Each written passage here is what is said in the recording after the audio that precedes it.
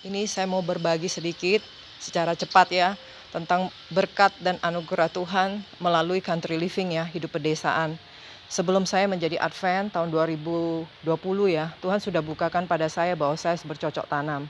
Dan saya memulainya dengan polybag. Setelah sampai waktu sekian, kemudian Tuhan izinkan disediakan lahan ini.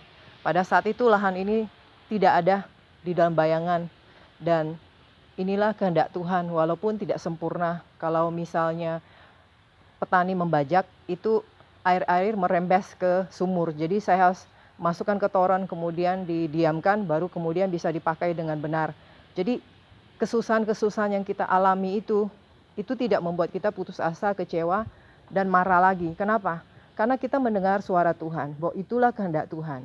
Satu-satunya tempat yang Tuhan berkata, inilah tempatnya, itu tempat ini, walaupun tidak sempurna. Saya dan adik saya sudah mencari kemana-mana tempat, tapi tidak ada sesuatu pun yang ditaruh di hati.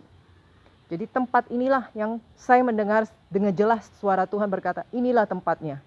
Jadi pada saat kita mendengar suara Tuhan itu, kita tidak lagi merasa, wah kaki tangan saya gatel, luka. Memang sekarang tuh sejak saya berkebun banyak luka. Kita kan gatel karena kena lalang, binatang-binatang kecil, jadi kita garuk luka. Jadi itu udah nggak menjadi fokus kita. Apa yang menjadi kesusahan itu tidak menjadi fokus pada saat kita sudah mendengar petunjuk Tuhan. Itulah sebabnya kita penting sekali dalam kehidupan kita mendengar suara Tuhan apapun yang kita lakukan. Pada saat itu kita tidak akan merasa ragu, cepat putus asa, dan merasa udah sia-sia. Tidak, sesuatu yang Tuhan hendaki untuk kita kerjakan seperti Nuh membangun Batra. Dia perlu 120 tahun untuk melakukannya. Dan disitulah Tuhan membuat dia fokus membangun diri itu, Nuh dan keluarganya, imannya, hidupnya. Seperti saat ini saya juga dibangun Tuhan. Kesabaran saya, tabiat saya, suka duka saya, semuanya ada di tempat ini. Yang dimana Tuhan bentuk saya, yang hari demi hari itu saya melihat satu manfaat yang besar.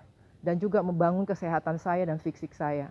Karena fisik, mental, dan tubuh itu tidak bisa kita bangun dalam sekejap. Tanaman tidak bisa langsung kita taruh benih langsung tumbuh dan berbuah. Itu perlu proses. Tempat ini butuh 1 tahun untuk menjadi bentuk. Setelah itu pun harus selalu melakukan sesuatu di taman ini supaya berfungsi, rapi, dan menghasilkan. Jadi adalah penting mulai saat ini kita memikirkan apa yang mau kita lakukan di masa depan menjelang kedatangan Tuhan Yesus yang kedua kali dan kesusahan besar itu datang. Dan sebagian orang berpikir belum susah banget, ngapain kita repot-repot mencocok tanam, ngapain kita enjoy aja di kota menikmati semua fasilitas. Kita tidak tahu hari itu datang tiba-tiba dan waktu itu tidak ada kesempatan lagi. Karena segala sesuatu perlu proses dan perlu waktu. Ini saya sedang menanam ini ya. Terong-terong teman-teman, saya kasih bag-bag supaya terlindungkan dari rumput dan hama binatang-binatang.